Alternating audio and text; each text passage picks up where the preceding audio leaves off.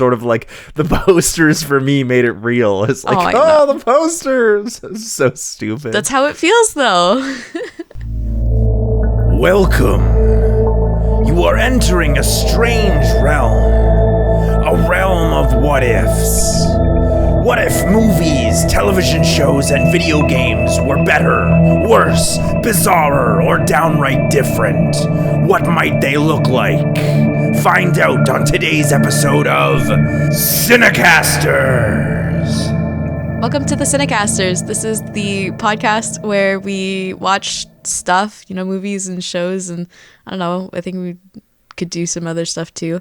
And then we talk about it and what we liked or disliked or what maybe didn't work.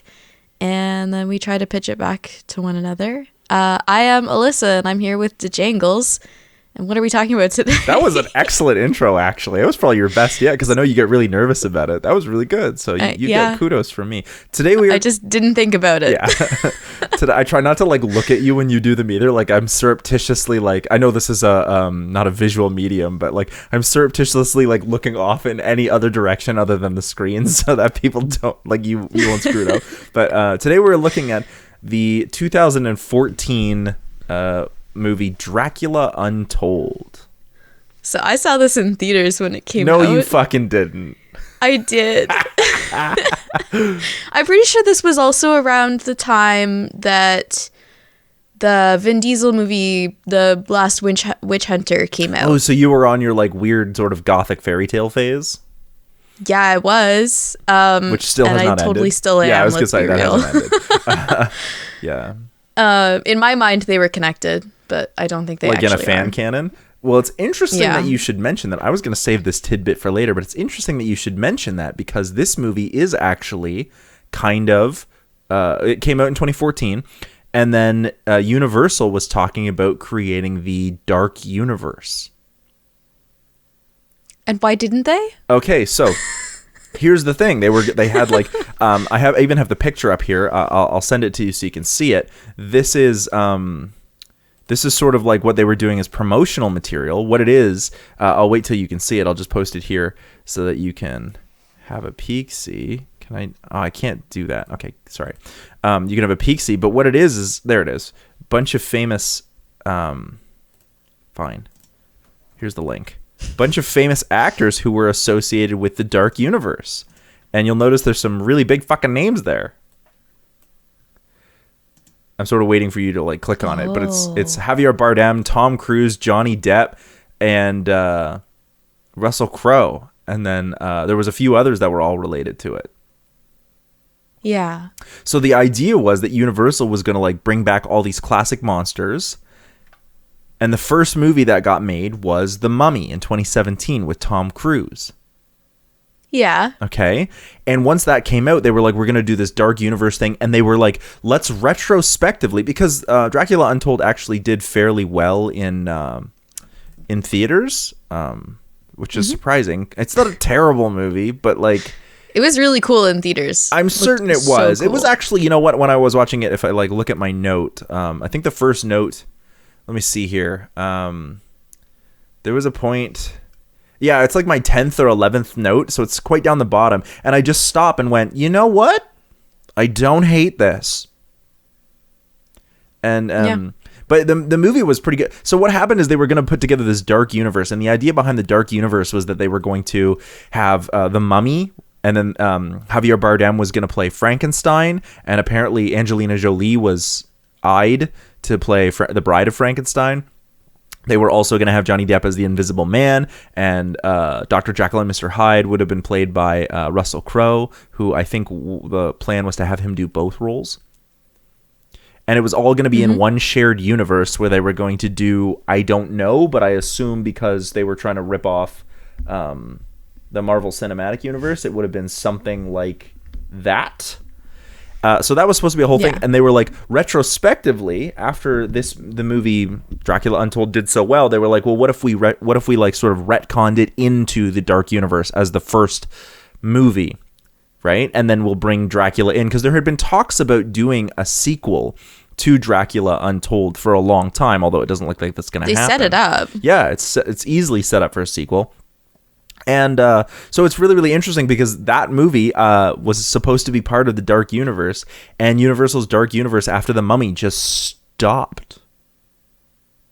They like shelved everything. Which is sad, because I think that would have been really cool to see. The Mummy wasn't that great from what I've heard. I've not seen it, so I haven't actually watched it either. Yeah. But what's interesting about that whole situation, I know I'm going on a tangent here away from the movie, but what's interesting about the whole situation is that they were sort of like, yeah, we're going to do this dark project, and we're going to have all these actors like associated with it.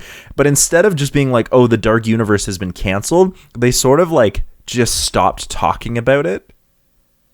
So instead of it being like... just like puttered out. Yeah, instead of it being like, oh no, we're apologizing, we're pumping the brakes, we're going to move to different directions and do some different things with these classic characters. Because basically what they were trying to do was like a League of Extraordinary Gentlemen, which is already a movie. They were like... Instead, they were like, what dark universe? No, we never said anything about a dark universe. You must be high or something, which was so bizarre. I mean, obviously, that exact scenario didn't happen, but it was sort of just like everyone was like, so what about that thing? And they were like, what thing? Yeah. Yeah. So anyway, but let's focus on this movie. What did you think? You saw it in theaters. You picked this one, so... I picked it because I just remember it being like really fun to watch if you don't think too hard about it. Yeah, this is not a movie that I thought super hard about at all. The first thing that I noticed about this movie watching it was Sarah Gadon, who plays Morena. Sarah Gadon is from Toronto. Oh. She's a famous Canadian, well, I don't know how famous. She's pretty famous now because she was in A Handmaid's Tale, I think. Or one of the big shows that came out. Either. Yeah. But she's pretty big now, but yeah, she's from Toronto. So, and she's like super pretty, like just stop it. Yeah. Yeah, no, I just wanted to do this because I feel like some of those movies that are the best for us, or at least for me, are the ones that are really fun to watch as long as you don't think too hard about them. Yeah. This is kind of like one of the best versions of the CineCast, or like one of the best movies we could do for CineCasters, because it's one of those ones where you're like, this is really good, but kind of missed the mark. Yeah. Unfortunately, and I had a really hard time doing my pitch for this one. I'm kind of surprised. Like, I had a really tough time doing my pitch for this one, which I think, for me, the thing that pissed me off, I don't actually have a problem. Like, most of the stuff that happened in this movie was pretty, like, tight, despite the story being, it's sort of your standard action, historical, blockbuster kind of fantasy thing. Yeah. The two things that I really didn't really like about this movie was that everything's focused around Vlad. Like, it would have been nice if maybe the other characters were a little bit more fleshed out. Even Vlad himself was a pretty one-dimensional character. Yeah. And it was weird that they made him sort of this sympathetic character. Like, Dracula has traditionally in literature been pseudo-sympathetic, like, but I don't know, I was kind of like ready for this like evil, conniving, sinister, cruel kind of character that, I don't know, that's what Dracula is to me, right? Well, I liked this because it's supposed to be the origin story of like how he got to be that kind of evil, conniving character, but we didn't see that at the end. We didn't get there. Yeah, he's weirdly like super sympathetic, and he's like, oh, I did it to save everyone and my wife, and you're like, yeah, that's not really how I guess Dracula is portrayed. I mean, I'm okay with that as long as like if his heart gets completely like smashed at the end, and that's what makes him into this evil kind of Dracula that we know and love, right? Yeah, then it becomes about vengeance. So it's the reason I had such a hard time pitching this is because one of the biggest problems that I while I was watching this movie, I was just sort of like, how am I going to pitch this without just doing Castlevania, the show? Because if you haven't seen it, but Castlevania has 4 seasons on Netflix, and it does a great job, especially the first season, does a great job of just being like, here's Dracula, like the first 2 seasons, I think. Here's Dracula, and then they wind up like murdering him. But he's this weirdly like sympathetic. So what happens is he has this wife, and because Dracula has like been around for so long, he's like a vampire, he like marries her, and they're like all fine and whatever, and they even have a child. And then some of the people from the church show up, and they're like, we're gonna burn Dracula's wife for being a witch, and they kill her. And he's basically like, well, you shouldn't have done that, because now I'm really, really mad at all of humanity. And he basically is like, I'm going to strike back at humanity. So you're like, wow, okay, here's a sympathetic character who like has to feed on human blood and whatnot, but is like smart and intelligent and compassionate. And now he's like, if this is what happens when I'm nice to humans, if this is what happens when I fall in love, which humans hold above all else as like the greatest thing ever, and you guys are like, well, no, she's a witch and you're gonna burn her and murder her alive, then I'm going to like make it a point to wipe out all of humanity. And he's cruel and sadistic because that's what they were to his wife. It's all about vengeance. And you're like, that's good motivation. In this, he's sort of just like kind of a simp. In the nicest way possible. He just is sort of like, oh, I want to save my country. It's good motivation, don't get me wrong. It's just not particularly deep. Yeah. Especially for a character like Dracula, who's supposed to be like, I mean, how many high school essays have been written about Bram Stoker's Dracula? Come the fuck on, right? I had to write 2 of them. Exactly, right? And this is, I think it's not a bad movie, don't get me wrong, but it pales in comparison as an origin story to Bram Stoker's Dracula. This is not what I would call a prequel to Bram Stoker's Dracula. This is sort of a zeitgeist kind of like, let's create a new version of this very, very famous character, because Dracula is in the public domain. Anybody has access to him. You can write about whatever you want about Dracula. So fine, whatever. The other problem that I really have about this movie, and again, this is not a bad movie, but the other problem I have is that I always thought it was cooler when Dracula was the first vampire. Yeah. And in this one, instead of getting an origin of how vampires came about, instead we get just sort of like, oh, they've always been there, and there was this evil guy who was played by Tywin Lannister, and he's the first vampire. And you're like, but Dracula's supposed to be the first vampire. Mm-hmm. It did very little to answer my questions about lore, like where these creatures came from.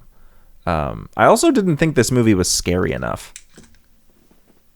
Agreed. Like, it's just like it's not even like a horror. It's like a gothic, not even adventure. I don't know what to call it. It's a pseudo-historical retelling, because there are some historical events that are accurate in the movie. I did look into that. There are some events that are actually happened, not maybe necessarily in that order, but yeah, this movie attempts to be like, yeah, sure, we'll do some Transylvania, Romanian history with Vlad and his father. So fine. Yeah. But yeah, you're right. It's not really even it's hard to pin down what this is, like gothic fantasy. But I don't know. Part of what makes vampires so thrilling is that they're like everything we are, but stronger.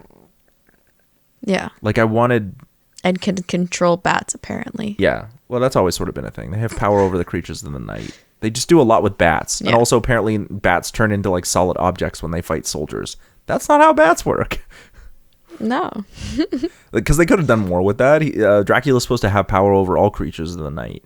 So wolves, coyotes. It was implied that there was a tarantula in the den of the first vampire, which is weird because I'm pretty sure there aren't tarantulas in Transylvania.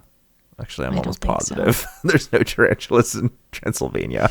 So I'm not sure where that one came from. But yeah. Like there's supposed to be this thing where like vampires... Now... We also have to remember, like, not all of the lore of vampires comes from Bram Stoker's Dracula, right? Wait, does that mean they can control raccoons? I mean, yes. I'm just imagining, like, someone, like, a vampire, like, sending off a raccoon to do something, and you know that, like, classic, like, raccoon, like the little hands together, like, I'm a little bandit, like. Yeah, I think there's a reason that vampire lore doesn't come from North America. Other than wolves, like, and coyotes, what else do we have? Spooky. It would be like raccoons and owls. I guess. I mean, owls can be pretty haunting Yeah. sometimes. No, nothing spooks me out more than when coyotes are on the hunt. Like I could take a coyote if it was one-on-one. It would suck, but like they're not very big. So like they're not particularly dangerous, and they don't particularly like to attack humans if they don't think they can get away with it. They're very opportunist. But like when they're out there in like 3s or 4s or whatever, and they're on the hunt and they do that like yip yip yip yip wow wow, and they're like how, and it's spooky. We get them man. all the time around my house because we've got a woodlot nearby. Yep. And then actually at one point I was afraid to take Gracie for a walk. Even well, Gracie's old, and so it's possible. Yeah, she's old and she's small. She's easy pickings, right? Yeah. Anyway, back on point is just when I was talking about vampire lore as a total thing. What I meant was like we get this lore from all over. Like how, I mean, even in Chinese folklore, it's very different from Western folklore. But in Chinese folklore, there is a vampire. They call it the hopping vampire, right? I don't remember what the Chinese word for it is, and I'm not going to attempt it because I know I'll butcher it if I don't remember off the top of my head. Yep. But the hopping vampire, like, so this idea of something that drinks the essence, whether that's blood or energy or whatever, or life force from the body, it comes from all over the world. We just sort of, in the West, the vampire became a sort of solidified version of this, but like the garlic, the silver, the running water, the holy water, the stepping into daylight, all of these things have been it's hard to tell where each of them came from, like superstition wise. So I don't know, but I do know that vampires are supposed to have like power over all creatures of the night, or I guess classic creatures, like, so roaches and bugs, so like more visceral horror, like gross out horror. And then they also have like wolves and bats and spiders and cats and other things that rhyme, like gnats. Oh, killed it. That's a bug, right? So yes. Yes, it's a bug. I know it's a bug. No, I just meant like it rhymed, and so I was like, I don't know, whatever, I'm impressed with myself. Anyway. So they're supposed to have, like, I don't know, they relied a lot on bats, and I didn't think they had to, especially because, like, the bats were cinematic, but I didn't think that Dracula was cruel enough. Like, for a movie about a guy named Vlad the Impaler. Go on. Yeah. I was just going to say, bats aren't, they're not cruel. That's what I mean is, like, on the battlefield. On the battlefield, whenever they show him fighting, it's like he's supposed to be this impressive soldier. And certainly the action would denote that if it wasn't for all the shaky cam. This is a lot of shaky cam in this movie.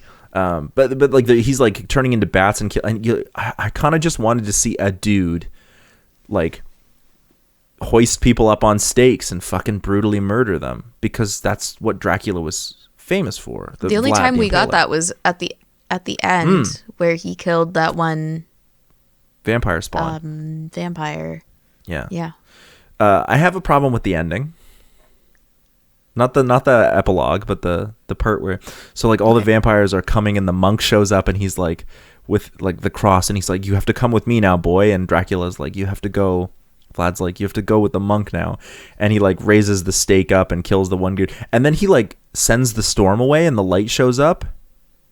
I'm pretty sure those were supposed to be bats, but I don't know because there was lightning, so it didn't make sense. Sure, whatever, fine. But it means he had control over the storm to some extent, right?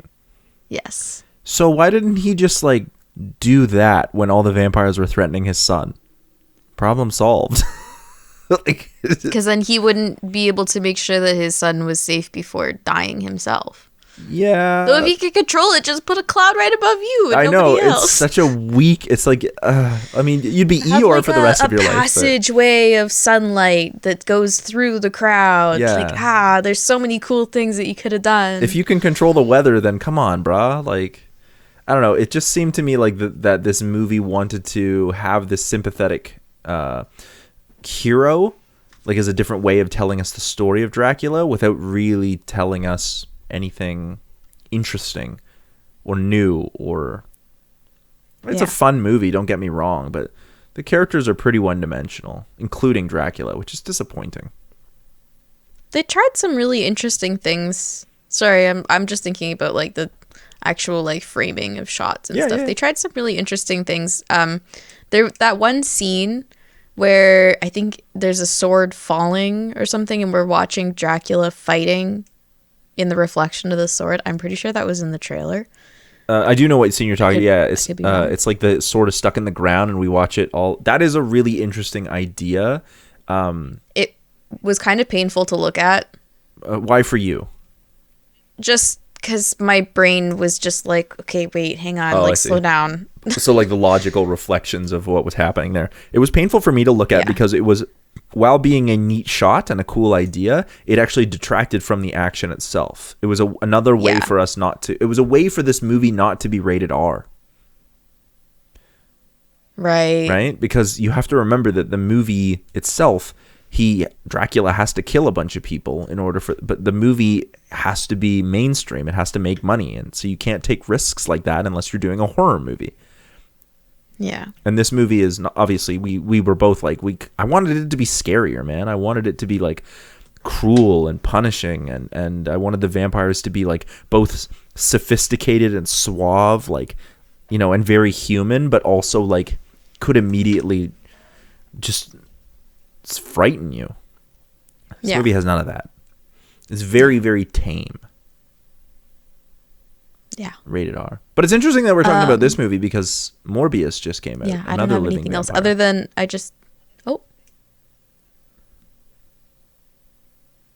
You know? I don't know if if you know what Morbius is. Do you know which movie I'm talking about? yeah, you just cut out. Oh, that's okay. Yeah, I saw all the really bad reviews. Yeah, it's just interesting that we're talking about this movie at the same time that Morbius came out, or around the time that Morbius came out, because that's another story about a living vampire, and apparently that movie is not that good either. So it's like, whatever happened to like, I mean, I shouldn't say too much because I don't actually know that much about like classic vampire films, because I'm certain there was probably as many bad as there was good ones, but I don't know about any good ones, but I know there's a lot of bad ones. yeah. Well, it's also like vampires have often been used to talk about like puberty or sexuality or a lot, and oftentimes they've been portrayed as like, I mean, when you think about it this way, like a vaguely European foreigner shows up to prey upon the young and innocent women of whatever country, right? That just says a lot about conservative values. Yeah. So, and you can see it that way, but I mean, one of the most classic vampire movies that people like is The Lost Boys. And it's sort of about finding your way in the world, puberty, loosely puberty, but growing up in a way where you can't grow up. Yeah. Interesting idea here. I'm just looking through my like goods and bads, but I have one. I just said the sound designer had no business making the vampires sound like that. It was kind of weird. they sound like lions. Yeah. Which is really weird. Yeah.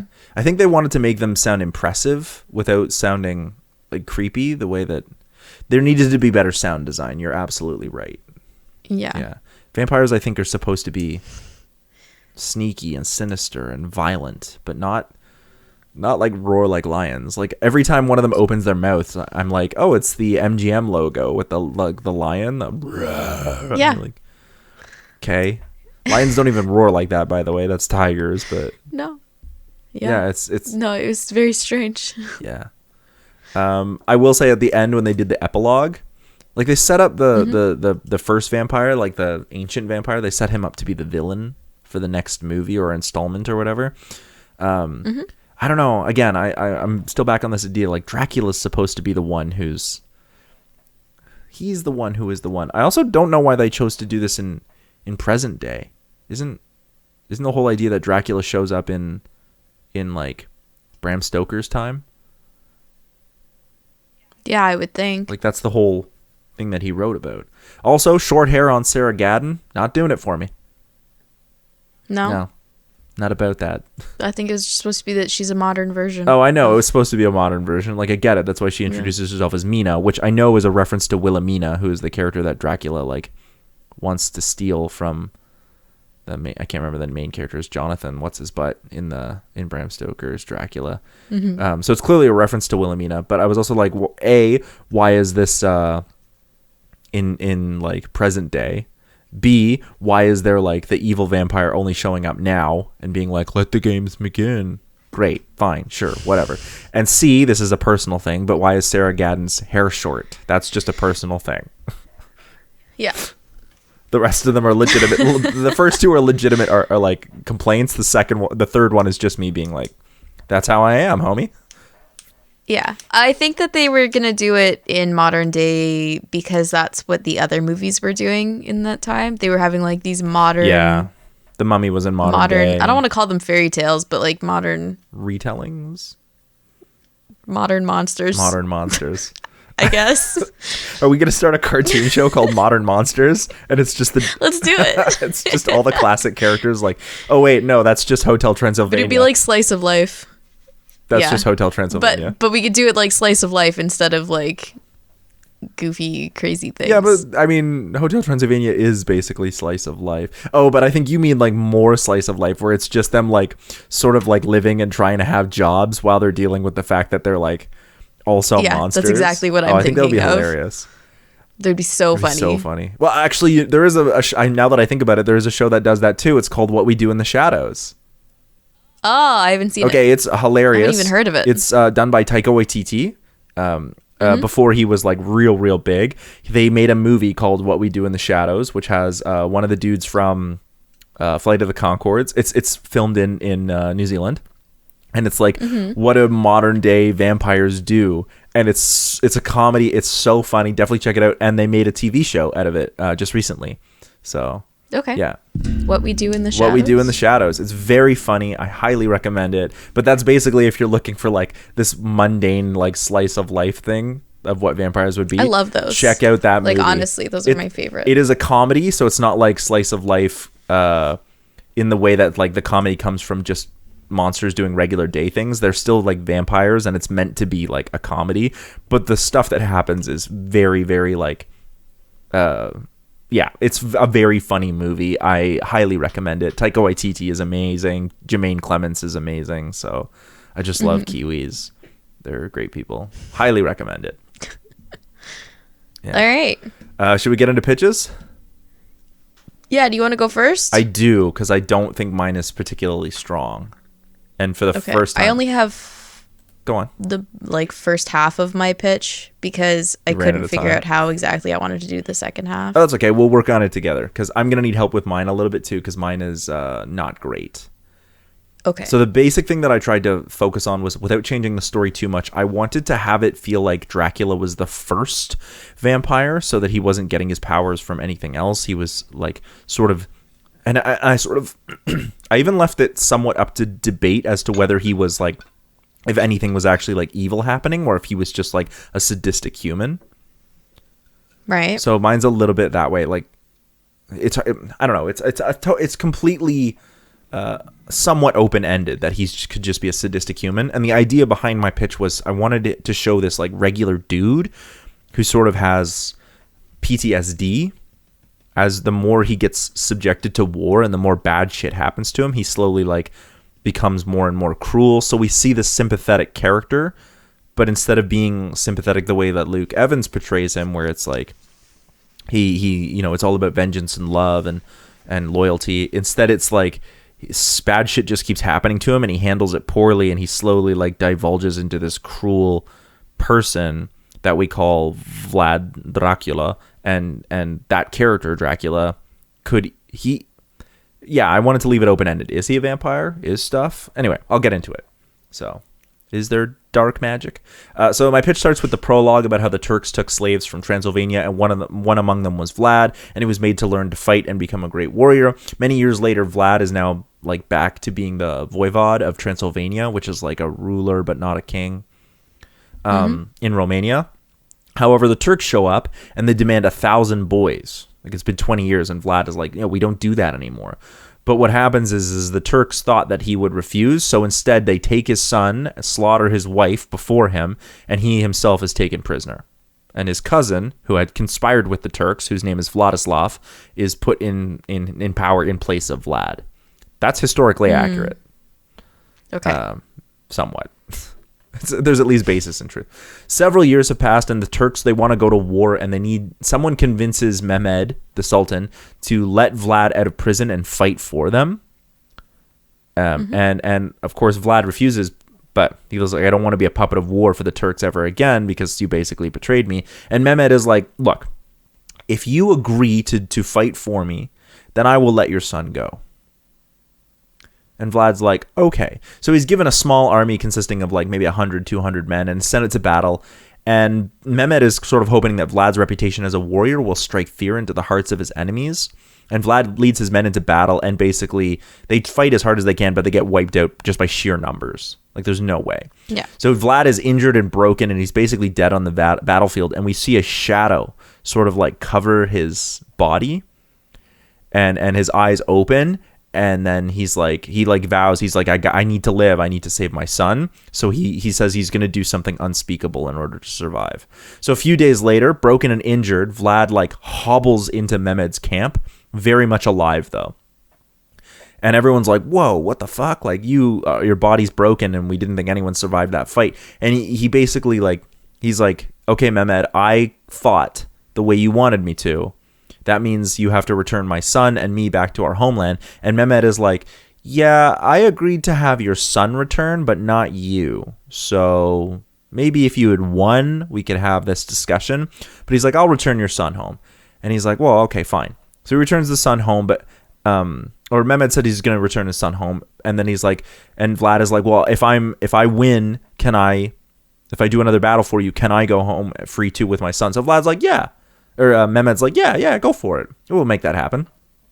So Vlad spends some time healing and becomes stronger. And rumors grow. Apparently something he did on the battlefield in order to like not die, like sort of become legend. And none of them are like, people are saying he made a deal with the devil to keep himself alive and immortal. And Vlad is like, no, that's not true. But the power of belief is, he knows that this is very powerful. So he's like, let's use that. Let's keep our men talking about it, the Turks talking about it, because that means our enemies will talk about it. So he goes out again with a small army after he's recovered. But while he's out there, he hears one of his men say that Vlad was supposed to die in that first attack. Mehmed didn't want him to survive. He wanted him to die. Okay. And so this infuriates Vlad. And so when he goes into battle this time, he wants to prove the Sultan wrong. And because basically the Sultan's setting him up for failure again. And so this time he basically fights with no mercy. And once the battle is over, he turns on the remains of his own men and impales them on spikes and puts them in the ground as a message to Mehmed. So the Sultan then sees the spikes with the remaining Turk bodies and realizes that Vlad knows that he was supposed to die. It's like, oh, Vlad knows that I was up to something. So Vlad is like, he's also hurt from the battle again, but he's traveling back to Transylvania, and on his way he's like dying of wounds and hunger. And once again we see a shadow fall across him, and he's like, I have to survive. So he makes another vow to continue to survive. So Vlad finally gets back to his castle, and he slowly gathers a small force from like people from his clan who think he should still be in power, and because he's their rightful ruler. And Vlad, and they're all like, we don't think Vlad can win. But Vlad's like, we're going to use cunning and cruelty and basically like destroy them from within. So what they do is they strike like one or two guards at a time. And what they do is, instead of just like killing the guard, they like cut his head off and then like put it in a place where everyone will find it, but nobody saw it happen. And then he's like, or we'll like rip them open so they're still alive and screaming while they're dying, but nobody saw it happen. So they think like something bad is happening. And finally they manage to like dethrone his cousin, and he like kills his cousin. And in order to like sort of solidify his grasp at power, he like does a bit of theatrics, and he like drinks the blood of his cousin to sort of be like, no one can defy me. But it's all theater. What Vlad also discovers is that his son is not there, and was never sent home, and Mehmed had lied. So, but Vlad knows that Mehmed will come for him because he's now taken back Transylvania.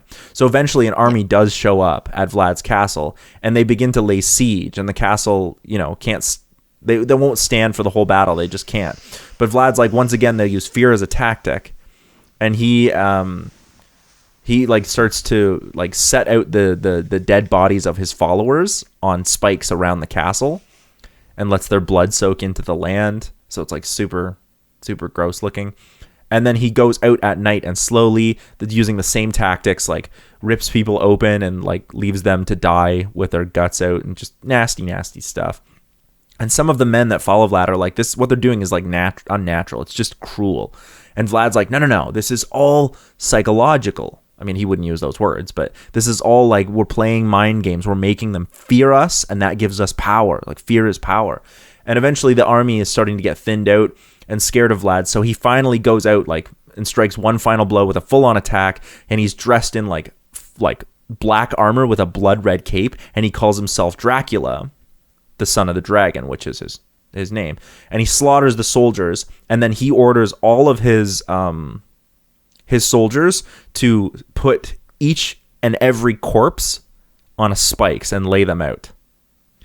Yeah. So when Mehmed shows up with his army, so this time Mehmed's showing up with his actual, like, you know, entire regalia, and he finds field after field of corpses on spikes just laid out. Mm-hmm. And his army is like shaken, and he's like, well, this is fucked up. So instead of going for a full frontal attack, Mehmed's like, we're going to do a war of attrition. And so he basically is like, we're going to starve them out. And so slowly but surely, you know, people are starting to die, and they can't, there's not enough food in the castle.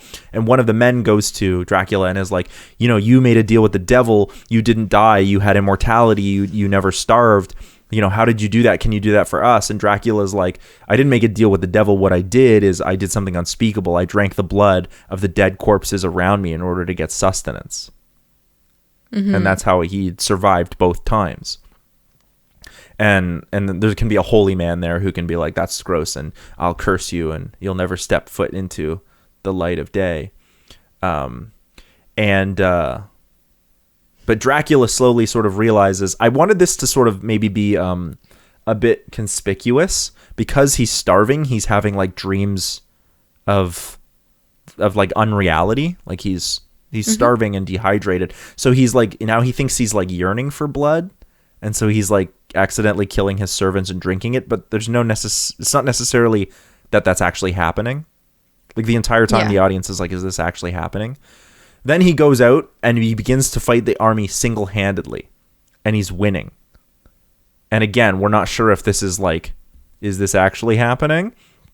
But he's like, I need to drink the blood of my enemies instead of my own people. And so he goes out, and eventually we start to realize that, he's not human anymore. Like everything that we thought was all in his head. No, something is weird going on here. And Dracula comes face to face with Mehmed's general, and they fight. And Dracula easily like pulls his heart out, like just through the man's chest, only to find out that the general was his son, and they didn't recognize each other because he had turned into an animal, and he had not seen his son in like 7 years. Right? Oh. And Mehmed is basically like, I won. You killed your own son. Like, I have bested you. And he basically capitalizes on everyone's despair, and he sacks the castle and murders everyone inside. So Dracula is dejected and broken, and like is no longer human, and is basically like, he sees his people dying, but he's like, no, I'm going to keep them alive. And he shows them how to drink the blood of others, and they too become vampires. And now with a few followers, 7 followers, Dracula goes in and basically like wipes the Turks out, just the 7 of them, just no mercy. Mm-hmm. And they're drinking their blood and all the good stuff. And then when he finally reaches Mehmed is like, no, don't drink my blood, don't drink my blood. Like he's like scared, like begging for his life. And instead Dracula's like, I wouldn't drink your blood, it's too dirty. And so while he's still alive, he drives a stake through Mehmed's like body, not even his heart, just through his body, and then hoists him up and leaves him on the spike to basically die while there's like a giant spike through his body, and just leaves him there.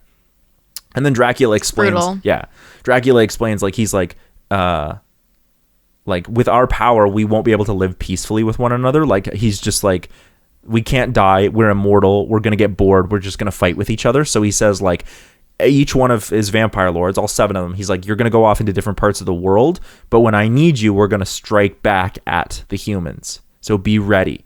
and they basically, all 7 vampire lords and Dracula, slink off into the night to different parts of the world, and that's the end. Cool. Yeah. But yeah, I wanted to play with What do you need help with for that? Because I like that. That sort of came together at the end. What I wanted to play with was this idea of like how much of it is real based on like if you're starving, but also like I didn't really talk about it too much, but I wanted to like PTSD to be a part of it as well. Like until I guess my problem is that I'm undercutting my own message, because it's supposed to be up until the point where we realize he's actually like turning into a monster. It's supposed to be like he's like not certain of what's happening, and we, the audience, would see it as like, oh, he's making these cruel and terrible decisions, and like drinking blood in order to survive and stuff like that. But none of this is like, this could all be where he got his reputation, but not actually where he became a vampire. And so you could play with PTSD that way. But as soon as I like jump the gun, I guess, and say like, no, he's turned into a vampire, it kind of undercuts its own message. At least I think so. It makes for a good story. But because in the end, I do want Dracula to be Dracula. I don't just want it to be like Vlad, at least in my version. I think there are 2 ways it could go. You could have it be like he turns into a vampire, or you could have it be like he's not a vampire, it's just his reputation. I don't know. Yeah. It's a I don't know. What do you think? Give me some insight. You're clever. Sometimes. All the time. I don't know. I think that what you had going, and like, it should have been a TV show, because then you could have so much time to just really like build up on everything, you know? I'm not disagreeing with you. Also, the fact that you just repitched my pitch is denigrating. But no, the point isn't whether it should have been a TV show or not, because I don't disagree. The point is does him turning into a vampire undercut this idea of PTSD that maybe that's not even the theme I should go for. Maybe I should just tell the story of Dracula. I don't know. Just like despair. Maybe not so much PTSD, but like despair, because there's a lot of despair there. Yeah, I also wanted it to be wife brutal. Gets murdered, wife gets murdered. Like he kills his son. Yeah. Yeah, like it's just brutal. Well, him killing his son, I think, is what would have made like the biggest change. Like that's when he would sort of be like, well, I guess this is what I am now, because if I can't recognize my own son, then I must not be human anymore. So maybe instead what I would do is change it a little bit, so it's like the entire time he feels like, and we the audience see it, he feels like he's losing his humanity because he has to keep doing these atrocious things, but he knows that that's the way he can save his family, which we sort of saw in the original movie. But I wanted them to be more of his own choice. And we see the transformation between like human and vampire as much more of like, is he actually a vampire, or is he just like this really, really terrible, cruel person? And like, I didn't want him to do anything with bats or anything like that. Just literally like tearing people limb from limb with his own merciless cruelty. Especially at the end when he like defeats the general and then finds out that he's like, if this is what I can do to my son, like rip my own son's heart out bodily, not metaphorically, bodily, then I must be a monster. And he sort of just is like, okay, then if I'm a monster, then I'm a monster. Yeah. He just accepts it. So maybe it's more about, like what you're talking about, like this, he sort of comes to grips with the fact that he doesn't want to be a monster, but enjoys killing and drinking blood. Yeah. And that's what makes him a vampire. Yeah. Maybe, that's what turns so maybe a little less. It's like a self-fulfilling prophecy there. Yeah. And maybe it's a little less like, sort of like my version of Dracula isn't, because I didn't want to set mine up for a sequel. I just wanted it to be out there. My version of Dracula is actually less of like this sort of fantasy vampire, and is much more of like a human story. It's a story about a man who becomes a vampire because that's what he sees in himself. He sees this darkness and this enjoyment of killing, and it's this sort of like sad realization that he is a terrible human being, and the world sort of forced him to be that way, and so he goes, okay, fine, and vows to wage war on humanity. Yeah, I don't mind that. Cool. It took a little reworking, but we got there. No, I like that. Yeah. Okay. So we'll go through the first half of mine, and then I will probably need your help. Sure. So I didn't actually change that much out of it. Okay. But It should have been a TV show. Why do you say it like that? I never say it like that. There's no. I don't know, because I'm just teasing. It should have been a TV show. So I completely forgot that Castlevania existed because I've never seen it. Yeah. So my pitch is actually that it's an animated TV show. So Castlevania, which is, by the way, an anime. I guess. Well, I know. But I'm either way, it's animated. I don't know if it would be anime or just like cartoon, but either way, I just think that it would be easier to do without CGI. Because CGI hurts my eyes. Did that sword thing not hurt your eyes then? The sword thing you were talking about? That's all done in CG. Yeah, that's what I mean. It hurt to watch. Yeah. Like, it just was painful. I guess it looked cool. Go on.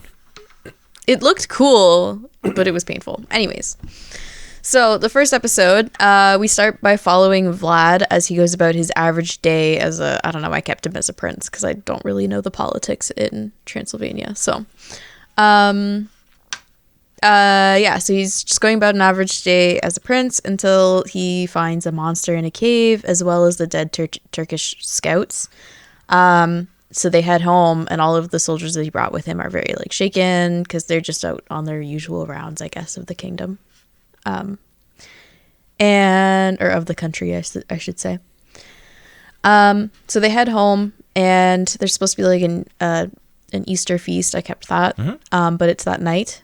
And many of the soldiers who were out with him are still kind of nervous, but they're trying to enjoy themselves. They're like, okay, maybe like Vlad's here, he'll keep us all safe. So the next morning they go out, they have mass. We see that Vlad is not really all that religious, but his wife is very much so. And she insists on making sure that their son is like raised in a very, would it be Christian, Catholic? Christian of some kind. Some type, yeah. I don't want to make assumptions because I'm not super clear, but I do think it was the Catholic Church. I think it was too, but I don't want to make any assumptions. Either way, she wants him to be raised in the same way that she was raised, like very like, you know, church devout, on Sunday. yeah. You got any issues, you go to the church, right? Yeah, so they're on their way out when the Turks show up and accuse Vlad of killing the scouts, and they say in return, because they took out the scouts, you have to give up men for our army. That's the only way we'll forgive you. And Vlad's like, well, I didn't kill them, and we don't do that anymore, so no. And the people who are there representing Turkey are like, well, not Turkey, you've got this they're many Turks, days. not quite the same thing. Turks, yeah, right.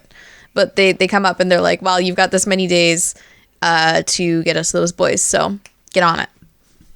And then the episode ends with a flashback to Vlad's father sending him off to train, and it's unclear if that's actually happening in current time or not, if like someone is sending people off to get trained, or if that is a flashback for Vlad. Oh, so it's just like a boy, we never hear any names. Yeah. Okay, that's interesting. Yeah. Okay, so episode 2, the castle is in pandemonium as everyone is arguing about whether or not to send their sons off to the Turks. So it immediately kind of is like, okay, that was a flashback. Vlad decides that he's going to go to see the general and to see if he can convince them not to do it, like not to take the boys because they're still recovering from the last war however many years ago. And the guy is like, nah, it's tradition. It has to happen. And he gets really mad, and he's basically like, okay, Vlad, you've got to show your loyalty by handing over your son first, and that'll be kind of like your down payment while the other boys are getting rounded up to be like, okay, we won't attack you because you've given us at least one boy to be like, this is going to happen. And Vlad just kind of heads home and then is like, okay, I guess we're packing up and heading out. I like the scene where Vlad's son, whose name I keep forgetting. I'd have to look it up. It's like Igneris, I think. Something like that. Where he's just like, no, I'll go. And then Vlad is just like, okay, you go back to your mother. And then he like kills them all. I thought that was really cool. I was waiting for that to be like really well choreographed, and it was kind of over too quickly. I agree. Whoop, just drop some stuff. Yeah, so that is the second episode. He announces at the end of that episode that he's gonna go get power, and then he just disappears. Yep. Poof. So episode 3, Vlad meets with the vampire, the monster that they saw in the first episode, and ends up agreeing to become a vampire and vows not to lose himself. In the music, in the moment, you own it. You better never let it go. Go on. Oh my god. So he goes to the castle where the battle has already started, and fights off a whole horde of Turks on his own while trying out his new powers. So this would be like a small horde of Turks, not like a giant field of Turks. And he actually, like, while he's there, he's like punches a guy and like destroys his face, and it's like, oh, that's new, right? Like, I wanted this fight scene specifically to be like him just doing things by accident, being like, oh my god. I liked keeping him controlling bats and turning into bats. I thought that was so goofy. I'm a sucker for the cheesy bat powers. It's goofy. Go on. Yeah, that's why I like I'm it. not surprised. But he doesn't do much beyond like surface level, like, you know, he just punches a guy's face in, or like, you know, a swarm of bats ends up descending on a guy that he's like wasn't meaning to have a swarm of bats descend on a guy, right? But he wins, and he is surrounded by blood and gore, and the thirst is getting really strong, and then his he just leaves the battlefield, doesn't go see his wife or anything. So in the forest, he's met by a man who calls him master, and then we can cut that episode there. So episode 4, the next evening, he leaves the guy who called him master, and we find out through the occasional little flashbacks that guy was like telling him different ways that how like of how vampires can fight. Because he's like, oh, I've served vampires my whole life, blah, blah, blah, blah, blah. So we find out that there's not only just the one in the cave, there's more. And then Vlad is like, well, how old are you? And he's just like, old. It's really, oh, okay, this is an old dude.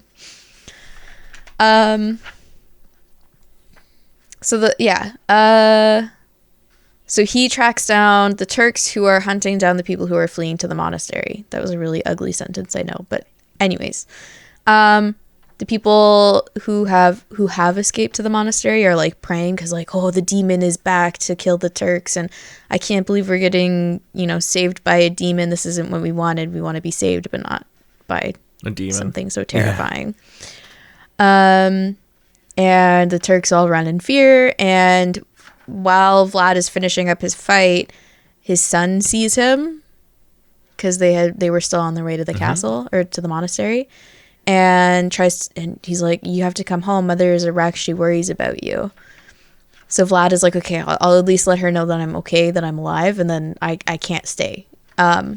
So he goes, he sees her, and she worries about him and prays for him, and they kiss and whatever. You don't want to have a sex scene before he tells her that. No, I know you don't. He tells her that she only has to worry for one more night because he's going to end the war and he'll lose his powers and become back, like he'll go back to being human. So, you know, and she says the line about like, God has not yet forsaken you because you have the chance to turn back and blah, blah, blah. Really cheesy stuff. Sure. Still no sex scene though. No, thank you. So we get. I love that it makes you so uncomfortable because it makes you so easy to tease. It's just, I don't know. Okay, so episode 5, we get the big battle at the monastery. I liked how it was in there, where like Vlad just like is like, I'll save you, like I'll keep you guys safe, and then he just like fucks off to the battlefield. Yeah. And then this time Vlad's wife like straight up gets pushed, so he only hears her screaming as she falls, and the crunch of her bones as she rushes back. But she's dead. There's no talking. So he mourns and he struggles with his hunger because it's, you know, there's a lot of things going on. His blood is pumping because he's just was fighting. His wife is like bleeding out. And he's like struggling. He almost bites her, and then he hears his son calling for him, and he's like, okay, I can't, like, it for her, I can't. So he ends up summoning all his bats to darken the skies, because I really thought that was cool. It's not a storm, it's bats darkening the skies. So he can fight one last battle because the sun is starting to rise. So episode 6, the big final battle, is actually just like, okay, so I had a really cool vision for this, because I was like, there's a lot of, like, I wanted there to be a lot of religious themes. I'm not good at inserting religious themes, so I'm just going to do this only in this episode because it's the only one I could think of. But basically, so Vlad shows up, and you know the scene of, I can't remember which movie it was that I'm specifically thinking of, but you know, like the Moses parting the sea so that people can walk across the so floor. You're talking about Exodus. Yeah. So like that, but like he uses the Vlad uses the bats to like part the Turkish sea. Where he's like just walking through this huge army, and there's like swarming bats, and like just so many bats. There's probably not as many so are many actually bats, on the earth, guys. Yeah. And so he heads like basically like straight for the general and his son, who are like in a tent in the center, and they fight.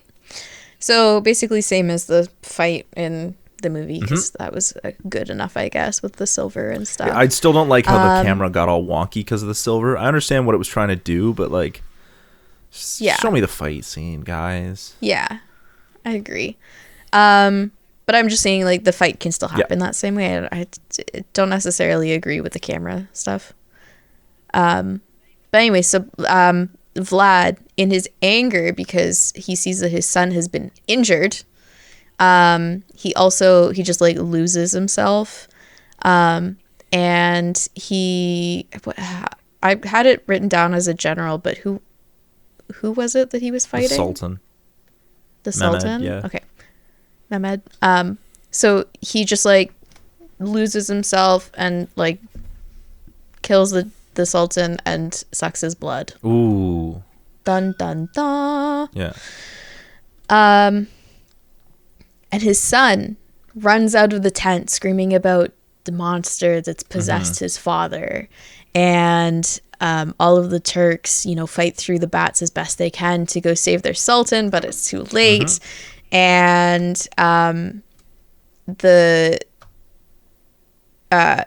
his son escapes to the monk who had been following the bats. Like, he's just been like fighting his way through the Turks to get to the edge of the thing, and he finds the monk.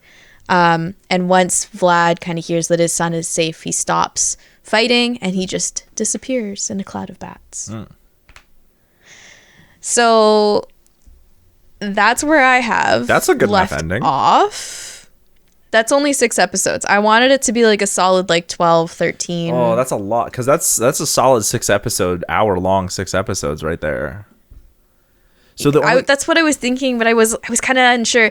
And then like my ideas for the next few episodes, I have like a general thing. Let me read it out for you. So it's like 50 years later, Vlad's son is currently like reigning over Transylvania. And the big vampire who gave Vlad his power comes back. And they find out that they have to and then Vlad has like some flashbacks about being young and getting indoctrinated into the Turkish army, but then he does like as he's told, and he tries to because he has to do what he's told, and then it turns out that the guy who helped him in the first couple episodes, telling him like, oh, here's how vampires work, was actually the guy that they're going to fight. Because I was like gonna have it like he double crossed him in some way. Like I don't know how I would do it, but that was kind of my idea. So it's like years after. What I think might be interesting, but some of the similar characters are still alive. I would still do the characters. I don't even know if I'd do years after. What I think might be interesting is if you set it up so like the vampire that was in Broken Tooth Mountain, the ancient vampire, actually, because he constantly talks about the games. So what if he had set it up because he knew Dracula was strong enough that he wanted Dracula to be his minion? So he actually like put the man who told him how vampires work and whatnot. They had actually been conspiring to make Dracula turn into a vampire so that the ancient vampire could break free. And so everything that had happened, including the Turks, like the Turks invading, the whole war, the killing of his wife and son, all of that was orchestrated by the vampire in the cave from within the cave. Maybe. And so then, because then what you wind up happening is to free him. Just to get him to free. So now he's free, and now Dracula's like, well, he's been played like a fool. So then the next 6 episodes are all him trying to, I guess, atone for the fact that he's a vampire. And in the last episode, you have him fight the evil vampire, like, and he wins. He beats the evil vampire, but he can't ever undo the fact that he's a vampire now. I like that. So it's basically what it is like the first 6 episodes is him being like how he became a vampire, and then the second 6 episodes, like the second half of the season, is him being like, this evil vampire actually set the whole thing up and played me, and I'm gonna kill him, but in the end there's no way back. Yeah.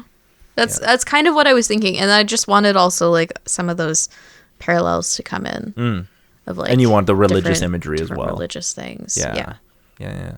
No, it's definitely a good idea. And all you really did was basically go like, if we have more time to fill it out, then the movie sort of comes together, because you can have more time with each of the characters, right? We can make all the vampires like scarier, not because they're scary visually, but we can make them scary because like they're plotting, they're sinister, especially the vampire in the cave. I also only wanted there to be 2 of them. Yeah. The ancient one and Vlad. Because having that giant horde at the end, I was like, What's interesting about the ancient one, if he orchestrates it all from the cave, it makes him all of a sudden, as the villain, the big villain for the end of the season. It makes it like you're like, oh shit, like he was the one who did the whole thing the whole time, and he did it all from the cave, and now he's out of the cave. What's he going to be able to do now, right? And I also think it would be interesting to watch sort of the transformation where we have this evil vampire. I want him to look more demon-like. Like with full wings and whatnot, whereas Vlad still looks very human. And it's like he realizes like the more that he gives himself over, the less human he looks. And so the reason Dracula looks so human to us, even hundreds of years later, is because he refuses to give himself completely over to his dark side. So he's still very much human. That could also, so thinking about what the monks said after they found the monster the first time in the movie, because I'm just bringing this kind of full circle again. Yep. It's kind of almost like a self-fulfilling prophecy where it looks like a demon that the person bartered with to get the power, but it was actually just like an ancient vampire. And it's like a self-fulfilling prophecy in that way too. Yeah. Actually, what would be interesting? Because then Vlad goes to this demon-looking guy who's actually just an ancient vampire. What would be interesting is if you played that out like with the religious idea of like what the devil looks like, conceptions of the devil, and actually be like, there is no devil. It's constantly just vampires. Yeah, there never has been a devil. Cool. It's just like once every vampire just passes on the knowledge to the next person, who then becomes a new vampire. Go on. I also I think I set it up in a way that, Star Wars, there's always only ever 2 Sith. Yeah. There can only ever be 2. There's always because one will always wind up killing Sith, its master. And then the next one always, Yeah. I understand. Oops. Yeah. Yeah. Well, there you have it. Any last minute thoughts about Dracula Untold and maybe its loose connection to the dark universe or whatever? No, I kind of wish that they kept going with the dark universe, because I would be so interested in that. Apparently the Mummy wasn't that good. Even if it's really bad. I'd be interested. Well, it would have been made a great cinema. Should we make this a series? Should we do what our sequels would look like next week? Do you want to? I don't know if I didn't set mine up for a sequel, so I'm going to say no. But I could definitely build. If you want to, we could do a sequel. I don't particularly want to for this one. We'll think on it. Maybe later. The reason I don't want to for this one and turn it into a series is because I didn't go into this one setting it up for a series. If I would have set themes up and whatnot, which is, the number one thing that most TV and movies don't do is they'll go, oh, this one was super, made us a lot of money, let's do a sequel. And you're like, no, you didn't set it up for a sequel. Don't do that, right?